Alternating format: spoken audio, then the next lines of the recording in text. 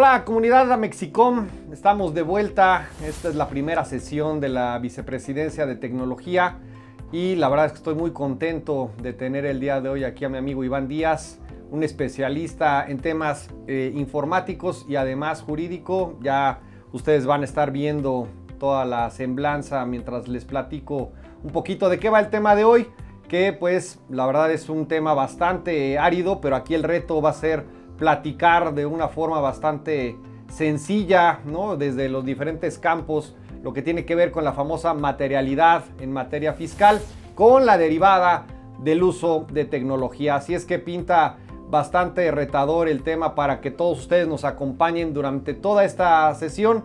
Y pues nuevamente muchas gracias, querido Iván, por el tiempo que nos regalas el día de hoy. Pues vamos a arrancar, como siempre digo, de lo general a lo particular, para que podamos aterrizar las ideas y pues ya al final podamos tener un cierre elegante de esta sesión. Entonces, para arrancar, mi querido Iván, sobre todo desde una perspectiva no jurídica, yo sé que eres abogado de formación, pero vamos a pensar que vamos a darle el mensaje a toda la gente que nos está viendo que no son abogados. ¿Qué entendemos por materialidad precisamente fiscal y cómo se debe de entender para el ciudadano de a pie, común y corriente? ¿Cómo lo podrías definir? Bueno, antes que nada, muchísimas gracias por la invitación. Gracias a Mexicom por permitirme estar con ustedes. ¿Qué es la materialidad?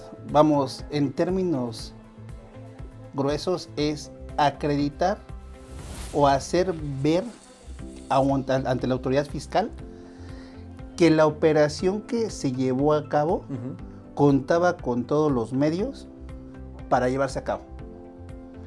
En un ejemplo, si yo digo que voy a vender un servicio de consultoría de computación y digo que voy a ejecutar 200 horas en una semana, pues técnicamente requeriría el tiempo de 4 personas en una jornada de 8 horas o 5 personas en una jornada de 8 horas para cumplir con esas 200 horas en una semana laboral.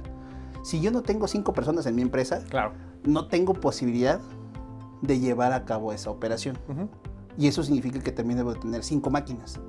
Y que también debo de tener 5 sueldos pagando. Y debo de tener o 5 sueldos pagando o 5 consultores que yo estoy pagando por medio de un freelance o por cualquier otra vía.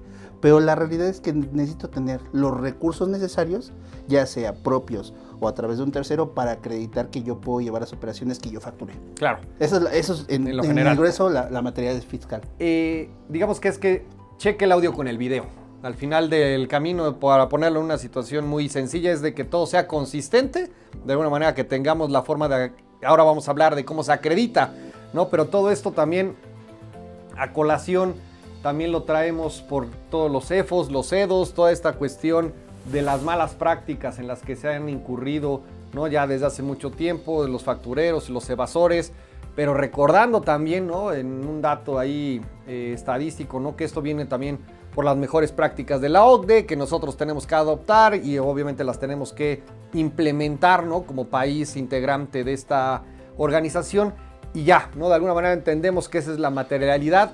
El reto, ¿no? Como siempre en las cuestiones, yo creo que tangibles, es sencillo. Te vendí el camión o el vaso, de alguna manera es muy sencillo. Como tú lo pones en las cuestiones intangibles o las cuestiones de servicios profesionales, ahí es donde empiezan de alguna manera los retos y que obvio, ¿no? Que la autoridad está ahí para hacernos el challenge y para estarnos presionando de alguna manera para que no solo en el contrato, que ahorita vamos a entrar en el detalle de la jurisprudencia del tribunal que salió en ese sentido, pero ahora, ¿cómo se acredita, Iván, no? Y si ya de pronto también para qué nos sirve la tecnología en esos casos, platícanos un poquito cómo va eso. Sí, fíjate que abordaste un tema bien importante. Pareciera ser sencillo cuando hacemos una operación física o con tangibles. Pero hay que tomar en cuenta que hoy en día tenemos operaciones just in time. ¿No? En donde voy y pongo a disposición de un público general un marketplace de productos que no son míos. Son productos de alguien que está en alguna parte del mundo, que no están dentro del país, y que nunca pasan por mis inventarios. Ujú. Entonces, el fabricante de China, yo le hago un pedido y directamente ese fabricante de China se lo entrega a la persona y yo tengo una ganancia de esa operación. Ujú. Entonces, cada uno de esos elementos son esos retos que nos genera describírselos a la autoridad fiscal, porque prácticamente la autoridad fiscal dice, tienes una factura, tienes un pago, tienes un producto, Ujú. tienes un conjunto de características para ofrecer ese servicio. Entonces, el reto importante, cómo aclararle ese punto, vámonos al Código de Comercio. Ok. Nos podemos ir artículos 38, 39 del Código de Comercio, donde dice, pues hay que generar un conjunto de registros. ¿No? El mismo artículo, o los mismos artículos nos permiten que esos mecanismos de comprobación sean a través de medios electrónicos. Claro. Que es todo un rollo, ¿no? Porque por ahí es muy común que cuando queremos hacer este tipo de demostraciones, ya en un procedimiento administrativo o en un procedimiento de un recurso, lo primero que se nos ocurre es mandar la contabilidad contable, la pericial contable. La pericial contable no puede tener la suficiente solvencia en el hecho de que hay un conjunto de sistemas que por su naturaleza son alterables y son modificables Ujú. bajo un conjunto de procesos y por ende requieres de un ámbito de especialidad en materia de tecnologías de información previo a acreditar el movimiento fiscal o contable. Claro. Entonces, ¿qué es lo que cómo lo acreditas? Primero, todo sistema, llámese un ERP, un CRM, cualquiera de estos sistemas que nos permite dar consecutividad dentro del negocio, Ujú. tienen una traza Claro. traza muy particular. Entonces, ya hay tesis y hay jurisprudencia en ese sentido, que todos los elementos que se presenten en un procedimiento judicial para que tenga que ver con tecnologías de información o informática, deben de ser acreditados por un perito, tienen que ser avalados por un perito, tienen que ser estudiados por un perito y presentados por ese perito. Entonces, ese es uno de los primeros caminos que tenemos que evaluar y caminar para que eso se pueda presentar ante una autoridad. Y esto nos lleva a que todo ese concepto de medios electrónicos tiene que estar avalado bajo lo que viene en el Código de Procedimientos Civiles, Ujú. Código Federal de Procedimientos Civiles, artículo 210A. Ajá.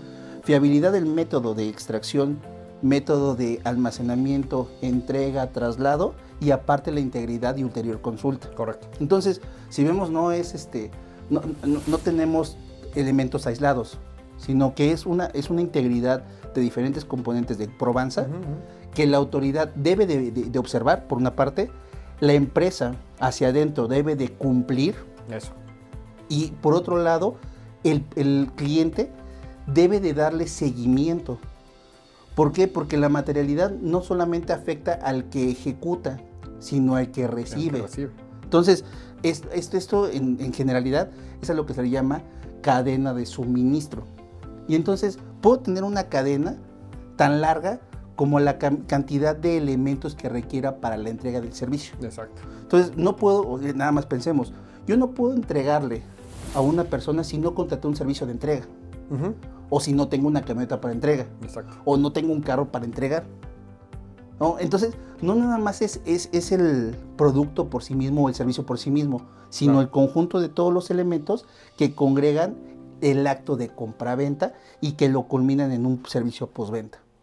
Al final es conectar los puntos, ¿no? Correcto. Para que toda la historia se cuente solita y que podamos en su momento, si estamos en una situación de auditoría por parte de la autoridad o cosa por el estilo, se pueda de alguna manera contar la historia y que no fue nada más que mágicamente llegó un carro o que mágicamente llegó un bien que ni siquiera, precisamente como decías, ni siquiera estaba en mi inventario y llegó desde China o desde donde haya sido, ¿no?, el intermediario y que ya lo tengo ya a disposición, porque todavía queda la variable en que dónde empieza la responsabilidad del que recibe y dónde empieza también, muchas de las responsabilidades es el que facturó, pero pues dónde se empiezan a contar y a unir todos esos hilos para que toda la historia quede, ¿no?, como ahorita nos la acabas de comentar.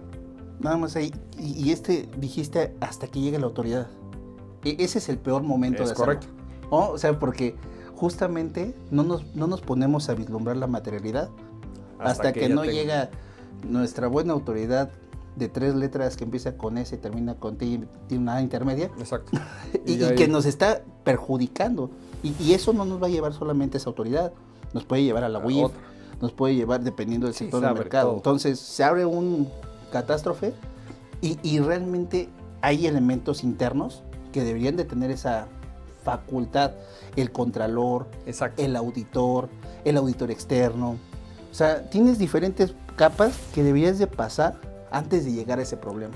Esa es la parte preventiva y aquí es donde ya nuestro tema precisamente de compliance, ¿no? Precisamente ya es cuando empieza a tomar un poco de forma y de color y pues obvio es parte de la invitación que te hicimos precisamente para que desde un aspecto de compliance, de cumplimiento normativo, pues lo podamos mezclar la parte de cómo la tecnología puede ayudar, no solamente ya en el aspecto reactivo que sería la auditoría, ¿no? Que ya sería una situación de el perito, etcétera, etcétera, sino que también una situación pues totalmente preventiva, no reactiva. Se pueda utilizar tecnología para que se tenga todo esto correctamente documentado, debidamente administrado y pues obvio, ¿no? Con la cuestión fiscal que va de la mano con el código y que pues están muy claras las situaciones en la miscelánea, en el código de cómo se tiene precisamente que estar en cumplimiento de todo esto, pero precisamente ahorita ya platícanos, ya después hablaremos de las consecuencias, ¿no? Yo creo que también que es lo más complicado, pero ya es la fase, ya digamos que nadie quiere precisamente entrar en toda la cuestión con las autoridades, porque tradicionalmente se dice, aquí está el contrato, yo ya acabé y hoy pues no es así, ¿no? Hoy el criterio es de, sí, tu contrato pues solo establece como un acuerdo de voluntades, pero todo lo que acabas de comentar que está alrededor para que se acredite la materialidad, ahí es donde está el reto. Pero bueno, platícanos si vamos haciendo el enroque, mi querido Iván, de cómo la tecnología puede ser, vamos a dividirlo en dos, la cuestión preventiva, cómo un sistema de compliance y cómo un sistema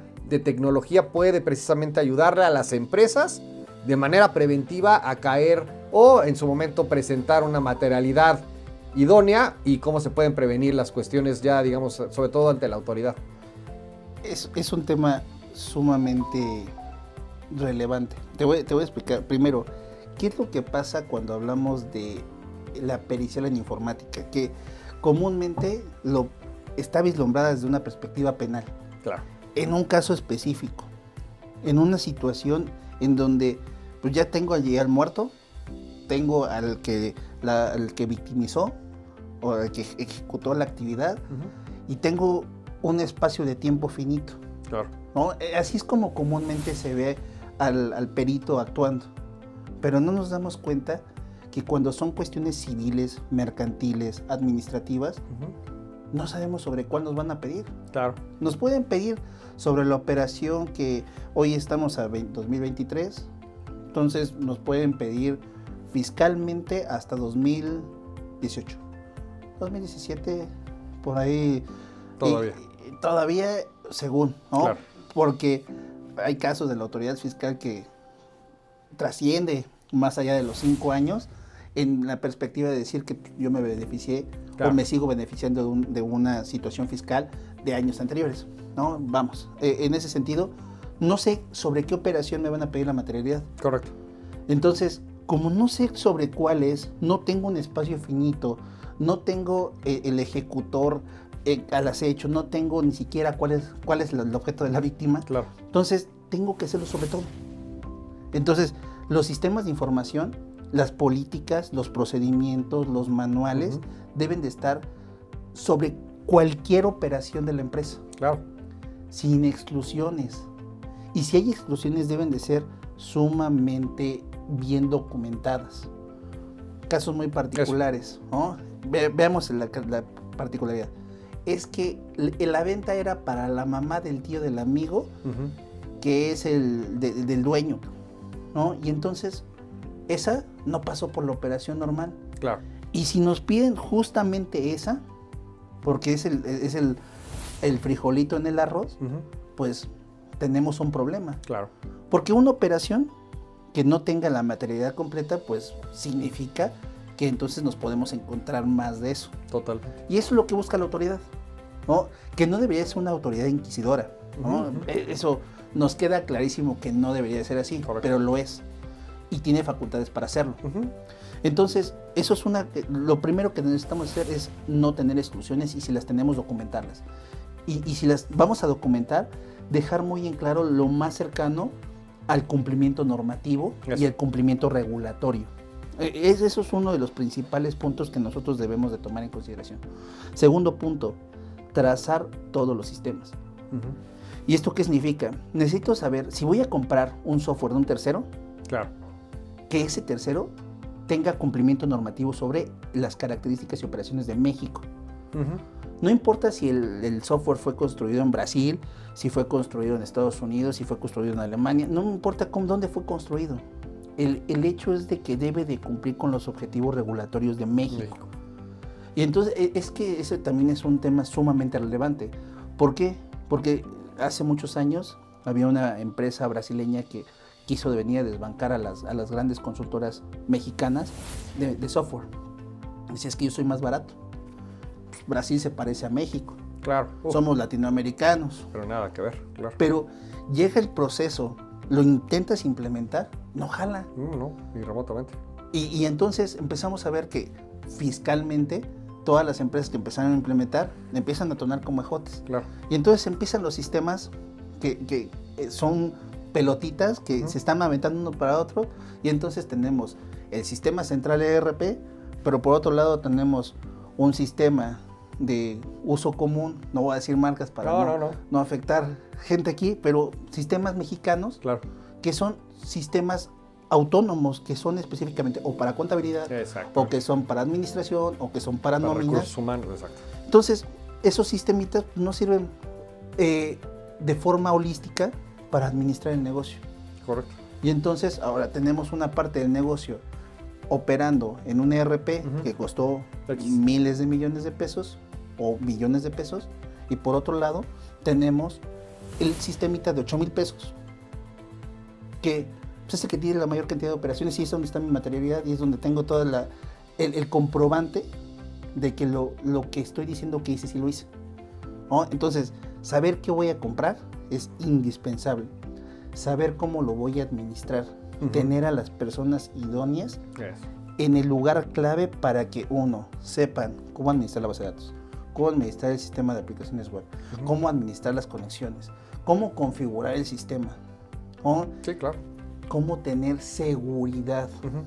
tener la integridad, la autenticación, los privilegios, la rendición de cuentas, Sí, la sí. auditabilidad, todos esos elementos que parecen una mentira. En alguna ocasión en una consultoría me salió una persona, es que hoy en día parece que necesitamos un doctorado en gestión de identidad, ¿no? No necesitamos un doctorado, No.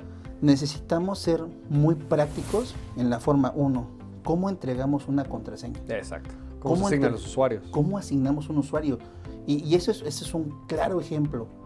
Hoy en día llegamos a la empresa Patito Y te dan. y te dicen, aquí está tu correo, ¿no? ¿Y cuál es mi correo? iDíaz, patito.com ¿me representa? Quizá y ¿Quién sí, sabe? quizá y no. Porque para eso, primero, tuve que haber pasado por un proceso de identificación de Iván Claro. Díaz González, una asignación del recurso tecnológico, que es una herramienta de trabajo, si lo vemos desde la Ley Federal de Trabajo, es Claro. una herramienta de trabajo, en donde me van a decir, toma, aquí está y está bajo tu resguardo y este recurso es tuyo. Ujú. Y después te van a dar un conjunto de elementos de autenticación, también muy famosos, factores de autenticación. Claro. ¿Cómo saben que sí son tuyos? Ujú. Y lo voy a poner en un ejemplo muy sencillo. Hay usuarios privilegiados. Ujú. Hoy en día, Los superusuarios.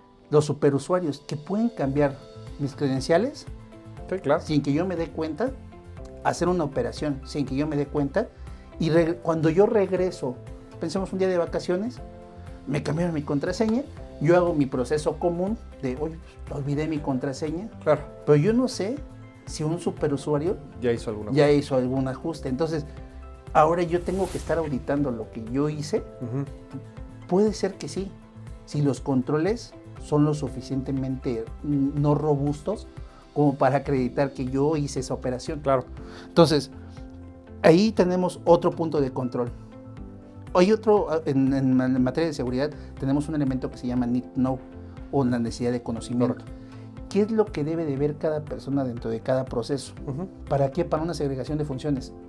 Me tocó un caso ya hace no mucho, en donde una persona tenía la posibilidad de dar de alta a un proveedor, Ok. de dar de alta sus credenciales, de dar de alta las cuentas y de él mismo pagar las facturas. O sea, todo en uno. Todo en uno. ¿Y qué pasó? Lo que iba a pasar, Claro. lo que tenía que pasar.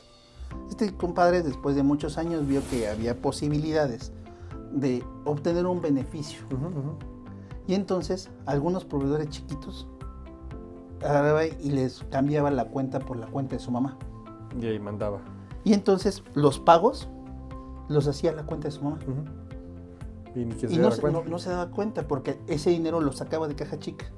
Oh, ok. O sea, por un lado salía dinero de caja chica para pagar al proveedor chiquito.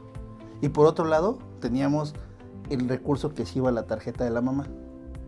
Entonces ya salió la broma, ya cuando hicimos la investigación, por lo menos sí tenía madre, Eso. ¿no? Ahí estaba. Ahí estaba. Facturando. Y estaba factura, ahora sí como Ajá. factura. Facturando. Entonces, realmente tenemos un problema de segregación de funciones hasta donde sí una persona puede llegar a llevar a cabo un conjunto de operaciones. Y esto ahorita lo vemos en finanzas, donde Sí, le duele a la empresa. Pero lo podemos ver en recursos humanos. ¿Qué pasa cuando el reclutador tiene la misma posibilidad de dar de alta a una persona dentro de la empresa? Claro. Técnicamente puede meter a sus familiares a la nómina y después se vienen un conjunto de demandas, Sí. ¿no? Entonces, si vemos, todos esos elementos tienen que estar conglomerados porque van en consideración de la materialidad. Exacto. ¿Por qué? Porque, ¿qué pasa? Ahorita ya lo vimos con el ejemplo del dinero. Por un lado, sale un flujo de efectivo en donde digo que tengo salidas de caja chica por la misma cantidad Ajá. de lo que iba a pagar de proveedores. Exacto.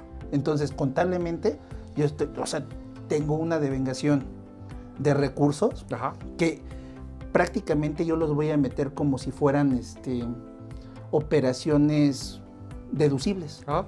O lo buscaría lo más deducible posible. Posible. Entonces, estoy deduciendo 2 veces el mismo rubro, de alguna u otra forma. Entonces, eso nos va a quitar materialidad de ciertas operaciones. Entonces, si vemos, no nada más nos tenemos que enfocar en el término del registro, sino de todo el contexto de cómo debe de operar, desde una perspectiva del usuario, Exacto. desde una perspectiva del sistema, desde una perspectiva del área de tecnologías de información, cómo regulamos el área de tecnologías de información. La ¿Cómo? famosa duda de quién audita al auditor.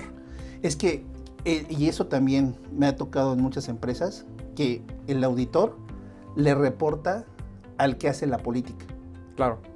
Y entonces tienes en un área de administración o de finanzas, tienes al contralor reportándole al director, tienes al auditor reportándole al director, y tienes a los auditados reportándole al director. Entonces, se hace la tormenta perfecta, Claro. ¿no? Y puedes decir, pues es que traigo un tercero. Pero ese tercero también le reporta a esa misma Sí, claro. capa. Entonces, ¿realmente quién es el bueno ¿Quién para tiene la sacar última palabra? Sí, y para sacar a flote una situación de este tipo? Y ahora, si lo vemos desde la perspectiva de sistemas, Eso. en la perspectiva de sistemas tienes el mismo problema. Tienes a un director de sistemas o un director de tecnologías de información que también muchas veces le reporta al director de administración y finanzas. Claro, claro. Es muy común. Totalmente. O tienes al área de seguridad reportando a la dirección de TI. Entonces tienes juez y parte, y entonces ¿hasta dónde llega el punto de control en donde sabes que algo estuvo mal? Y entonces tienes un contralor que no tiene ese empowerment interno para reportar al board lo que realmente está pasando. Y sobre todo anticipando, porque lo que estamos hablando es cómo la tecnología va a apoyar precisamente en un aspecto preventivo, ¿no? Y cómo vamos a tener esos repositorios al día y cómo la gente de, quizás el fiscalista, el de finanzas, la gente de legal, la gente de auditoría puede tener de alguna manera esa confianza en ese repositorio por si más adelante tienes que salir a acreditar. Sobre todo ahorita, creo que ahorita que metías a la conversación quizás más la parte laboral, me viene a la mente todo lo que se dio con el famoso REPSE y toda esta cuestión de finalmente que es otro tipo de acreditación de la materialidad quizás más en el aspecto laboral que realmente es fiscal por el carácter recaudatorio, pero cómo las aplicaciones y cómo un correcto uso de una plataforma tropicalizada o localizada a las circunstancias del país te agrega valor para efectos de que si mañana llega una inspección de trabajo, tú tienes contrato, tienes gente, tienes salidas, entradas, tienes toda la parte de los pagos en un repositorio que quizás tiene que ir a otras bases de datos, como pues realmente sucede en cualquier sistema, y eso puede de alguna manera aterrizarse o mostrarse en su momento para que el inspector sepa, ¿no?, que sí se está haciendo las cosas de manera prolijas y que no hay una sorpresa de que, híjole, pues quién sabe dónde apareció, y todas esas cuestiones que precisamente, bueno, buscan sorprender de pronto con estos cambios, pero me parece que el proceso bien documentado y apalancado con un sistema tecnológico siempre obviamente tendrá un beneficio, a reserva de que ahorita tú me digas lo contrario. Es que justo tienes un tema ahí. O sea, el sistema sí va a operar mientras que tenga reglas de operación consistentes. ¿Por qué? ¿Qué pasa si el mismo sistema te permite cometer errores? Lo que vas a hacer es ser más rápido, sí, claro, que la vida física para afectar a la empresa. Uh-huh. O sea, y veamos un ejemplo muy, muy sencillo. ¿Qué pasa si tú configuras que las autorizaciones tengan que obligatoriamente pasar por una persona? Entonces, el día que esa persona se va de vacaciones, se detiene todo. Se detiene todo, y entonces, si no lo localizas y urge, entonces llega el punto de, pues rompe el proceso y déjalo pasar. Exacto. Y entonces ahí se te acabó todo tu registro, todo tu control, porque la herramienta no prevé el mecanismo para suplir uh-huh. una actividad dentro del sistema. Claro. Eso es bien común. Sí, claro. Que tengamos ese tipo de situaciones. Entonces, y vuelvo a lo mismo. El problema no sabemos sobre qué operación nos quieren hacer la auditoría. Claro, tenemos que anticipar cualquier escenario. Tenemos que anticipar todos los escenarios, entonces necesitamos tener bien documentados todos nuestros flujos, y así como operamos en la vida física, que podemos tener workarounds, Ajá. también en el sistema debería de existir un modelo de workarounds, y debemos de tener previsto cada uno de esos modelos de continuidad operativa, que a lo mejor suena muy trillado, ¿no? Y hace muchos años decíamos, no, es que continuidad, y ahorita con la pandemia, más todo el mundo de 2019, el año de la continuidad, hasta hubo una modificación de la 22301 y todos como bombos y platillos. Pero, ¿qué es la continuidad? Ante un evento catastrófico, saber cómo actuar. Uh-huh. Y entonces podemos hablar de resiliencia y muchas cosas, pero de nada nos va a servir si no tenemos un elemento funcional uh-huh. dentro de nuestras aplicaciones y dentro de nuestros sistemas que nos permitan llevar a cabo nuestras operaciones de forma regulada. Claro. Entonces, eso es bien, hay que ser muy puntuales en eso. Hay un elemento de la ley que nos especifica que necesitamos generar procesos de materialidad. Eso. Y el REPSE, tocaste el punto. Ahora, ¿qué pasa muchas veces? Oye, pues, ¿qué contratos meto en REPSE? Uh-huh. ¿Qué operaciones meto con materialidad? ¿Qué sí, qué no? Y entonces, ya hasta que llegue la autoridad, es, bueno, pues, tráete toda la información y ahorita la prefechamos y... Ajá, claro. Y entonces, viene la autoridad y dice, no hay fecha cierta. Entonces, y nos complican la vida. Claro. ¿No? Y no voy a hablar mal de los notarios públicos porque no se trata de eso. No, pero bueno. Pero dicen, no, pues es que lo único viable en la vida es la notaría pública o la correduría pública. Claro, claro. Hay casos muy sonados. Sonados, claro. En donde tienen apartados folios. ¿No? Sí, claro, claro. No lo estoy diciendo yo. No, es una mala práctica, claro. Y eso quita fecha cierta. Sí, la línea del tiempo no te cuadran las cosas. No te cuadran. Entonces, ¿qué es lo que sí genera fecha cierta y a qué le corre? Eso. ¿A qué le corre todo el mundo? Pues el RFC 3161. ¿Y qué es eso? Pues es el RFC o es la documentación técnica internacional uh-huh. de la estampa de tiempo. Eso. Y que está establecida en la NOM 151 para la conservación de mensaje de datos. Exacto. Entonces, ¿qué da más certeza? ¿La fe pública? Y todo el mundo le corre, ¿eh? O sea, cuando tú agarras y, oye, pues vamos a prefechar un contrato. Exacto.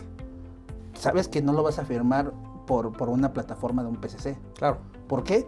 Porque ya no Porque ya no va te a va a estar dar. la estampa de tiempo. Exacto. No hay forma de que se regrese en el tiempo. No. Pero sí lo puedo hacer con un notario Y o que con un quede corredor y que quede en una ajustado. holgura de tiempos. Sí, tienes ese margen que la firma electrónica, por ejemplo, no te genera. deja. Pero ahí es Pero donde no- te da no- certeza. Pero no es la firma electrónica por sí mismo, No, bueno, es el proceso, el de proceso. conservación de mensaje de datos. O sea, es que ese es un tema totota porque hay mucha confusión entre hacer una firma electrónica Exacto. o una firma electrónica avanzada y poner una estampa de tiempo para la conservación de mensaje de datos. Son dos cosas completamente diferentes. Exacto. Entonces, prácticamente eso es lo que la autoridad no sé si se le barrió o adrede, Más bien. ocupa ese mecanismo para darle más chamba a un sector de la población. ¿No? Vamos, porque ya era un tema resuelto, ¿no? 2019 fue cuando nos ponen Claro. en tela de juicio de, espérame, si ya estaba resuelto el tema de fecha cierta. Ujú.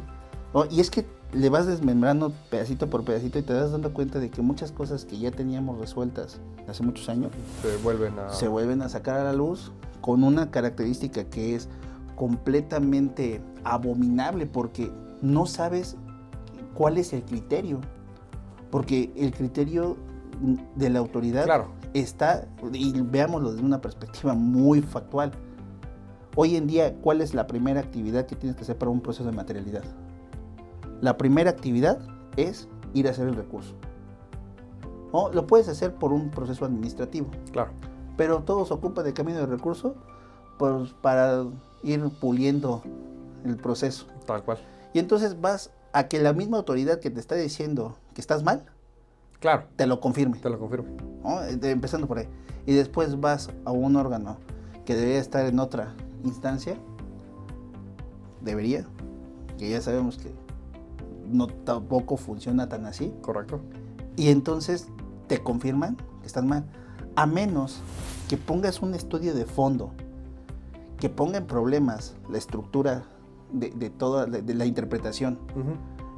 Te estudian y te dicen, no, ¿sabes qué? Pues ganaste, pero no te estudian de fondo para que no genere tesis. Exacto. Entonces empiezas a ver todo esto, y en materia de tecnologías de información tenemos N cantidad de tesis que no solventan la realidad. ¿Por qué? Porque no se han estudiado de fondo esas características. Tenemos el tema de accesibilidad de las páginas web, Ujú. tenemos el tema de personas con alguna discapacidad, tenemos el tema de personas con de tercera edad, o sea, Lo que sea. por temas, la materialidad, hay N cosas que están relacionadas previamente con la tecnología de información y que no tenemos una conciencia clara de cómo opera. Entonces, creo que sí hay mucha materia de dónde cortar.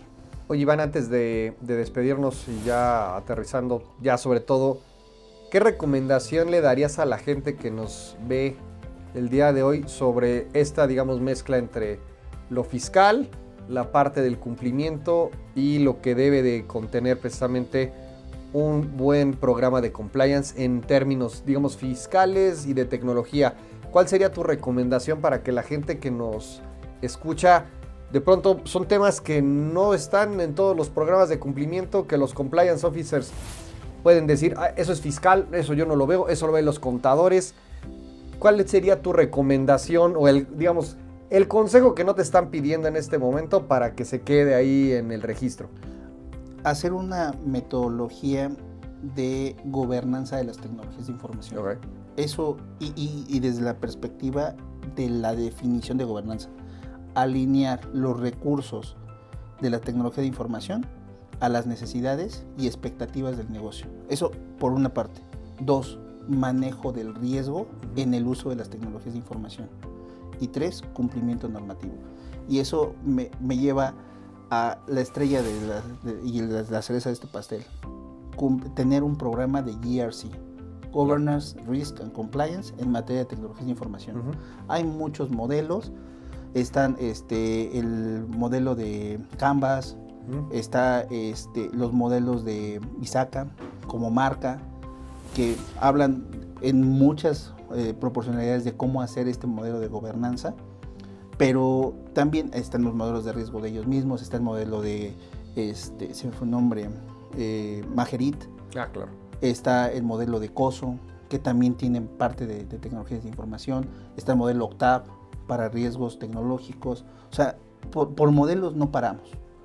Pero esto debe estar alineado no nada más con las tecnologías de información, sino seguridad de la información, protección de datos personales y todos los elementos que conlleva el uso de la tecnología de información.